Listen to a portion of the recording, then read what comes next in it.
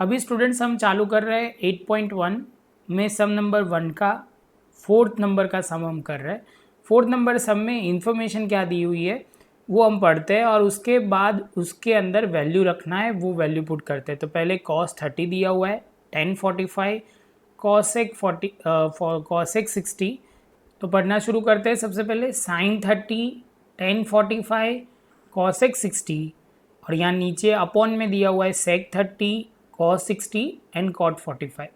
इनका हमें इवैल्यूएशन करना है। तो इवैल्यूएशन करने के लिए हम चालू करते हैं। सबसे पहले पॉइंट sin 30, तो आप बोलोगे सर sin 30 मतलब उसकी वैल्यू है 1/2। ये टेबल इसलिए रखा है कि आपको प्रॉपर तरीके से समझ में आए और एक एक वैल्यू हम लिखते जाए तो आपको समझने में बहुत ईजी रहेगा।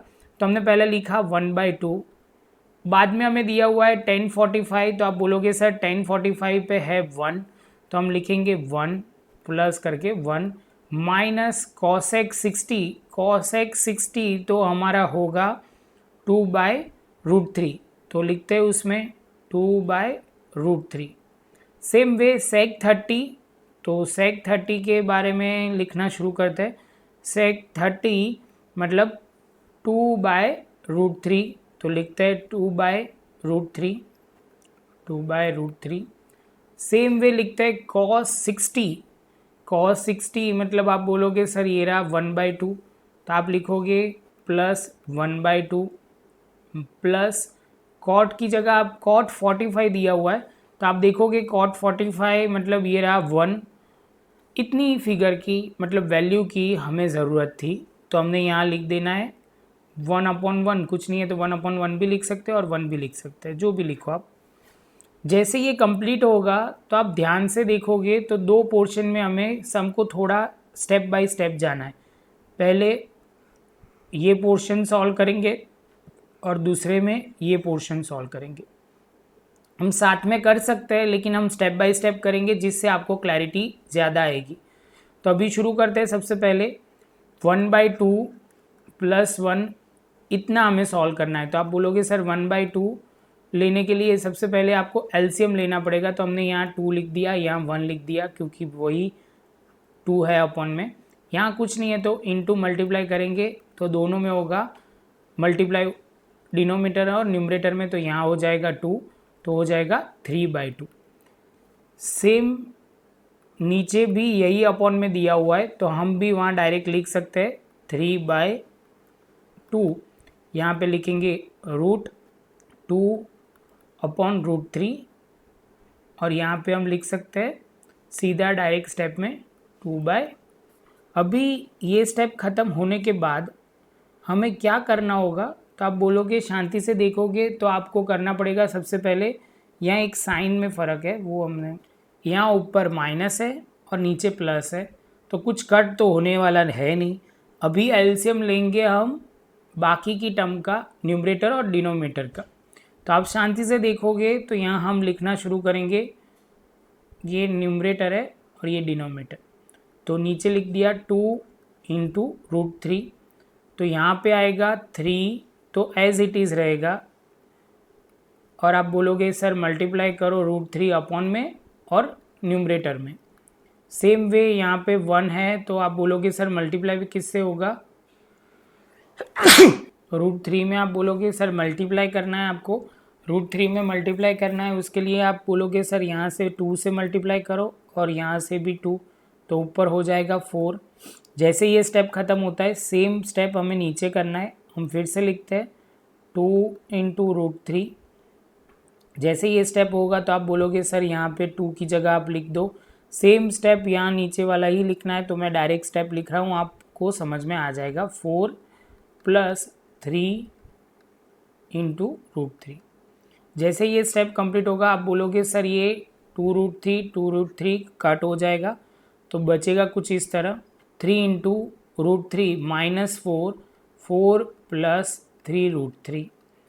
जैसे ये स्टेप कंप्लीट होता है उसके बाद हमें रैशनलाइजेशन करना पड़ेगा, तो कुछ इस तरह होगा वो। अभी रैशनलाइजेशन करने से पहले आपको एक स्टेप क्लियर करना बहुत ज़रूरी है। सपोज़ ये हम इस तरह लिख सकते हैं 3 × √3 + 4। आप बोलोगे सर आपने ऑर्डर चेंज किया, ऑर्डर ही चेंज किया है, उतना ही किया है। और ऊपर same way 3 into root three minus 4। आप बोलोगे सर इससे क्या होगा, तो जो आपको अभी मैं स्टेप रैशनलाइजेशन में कर रहा हूँ आप ध्यान से देखिए, इससे आपको क्लैरिटी आएगी। अभी हम स्टार्ट करते हैं। तो आप बोलोगे सर रैशनलाइजेशन में ऐसा होता है कि यहाँ पे जो साइन होती है उसकी रिवर्स साइन हमें लेनी होती है। तो हम ऐसा कुछ लिख सकते हैं 3 into root three minus 4, same way 3 into root three minus 4। आप बोलोगे सर हाँ कहाँ फ़ायदा हुआ वो देखना, यहाँ पे भी -4 है, यहाँ पे भी -4 है। तो हमें कंपलसरी वो लेने से हमारा फ़ायदा वो होगा कि कैलकुलेशन जल्दी हो जाएगा। अब देखो ये आइडेंटिटी देख के आपके माइंड में क्या आना चाहिए, देख के ऐसा आना चाहिए कि सर ये तो a माइनस बी 2 बार है, तो इनडायरेक्टली हम बोल सकते a माइनस बी का होल स्क्वायर। और नीचे देखोगे तो नीचे तो आपको देख के ही पता चल जाएगा a minus b a plus b, तो जिसका होगा क्या a square minus b square. जैसे ये स्टेप होता है तो हम आगे जा सकते हैं। अभी स्टेप कुछ इस तरह होगा। तो ये स्टेप में हम लिखते हैं सबसे पहले ऊपर जो बोला वो 3 रूट थ्री माइनस 4 का होल स्क्वायर, और सेम वे नीचे लिखते हैं 3 इंटू रूट थ्री का होल स्क्वायर माइनस 4 का होल स्क्वायर। जैसे ये स्टेप होगा तो उसके बाद वाले स्टेप में आपको ध्यान रखना है कि सबसे पहले हम लिखते जाते हैं ये वाली आइडेंटिटी हमने जो यूज़ की है। तो ये आइडेंटिटी क्या थी, A square minus 2ab plus B square. यहाँ आप ध्यान से देखोगे तो आपको समझ में आ जाएगा। लिखना शुरू करते हैं 3 इंटू रूट थ्री का whole square minus 2 3 into root three into 4 plus 4 का स्क्वायर।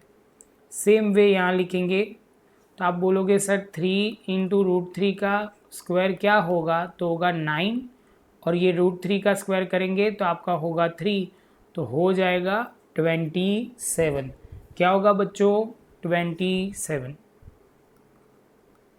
और यहाँ होगा 16। बच्चों ये ध्यान रखना है कि ये क्लियर होते ही आपका स्टेप बहुत इजी हो जाएगा। अभी आपको सिंप्लीफाई करते जाना है। 3 का स्क्वायर तो अभी हमने किया, यहाँ पे ज़रूरत है ना 3 का स्क्वायर की, तो 27 लिखेंगे। यहाँ पे थोड़ा मल्टीप्लाई करने में ध्यान रखना है।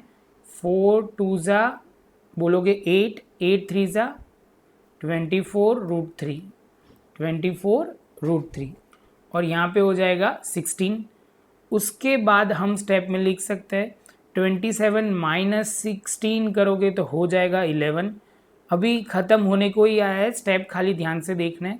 तो आप बोलोगे सर अब क्या होगा, तो ये देखो 27 और यहाँ पे है 16, तो आप बोलोगे सर 27 प्लस 16 होगा 43 माइनस 24 रूट थ्री, और अपन में आ जाएगा 11। आपको ध्यान रखना है कि सर ये तो आंसर आ गया, ख़त्म हो गया। मेन स्टेप ये था जो सम में आपको हीरो बना सकता है या आंसर को विलन बना सकता है। ये स्टेप में आपने थोड़ी गड़बड़ी की तो आपका कैलकुलेशन बहुत लंबा हो जाएगा। तो आई होप कि आप ये सम को समझ में आया होगा।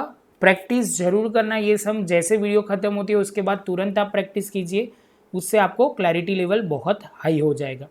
अब हम मिलेंगे सम नंबर 5 में।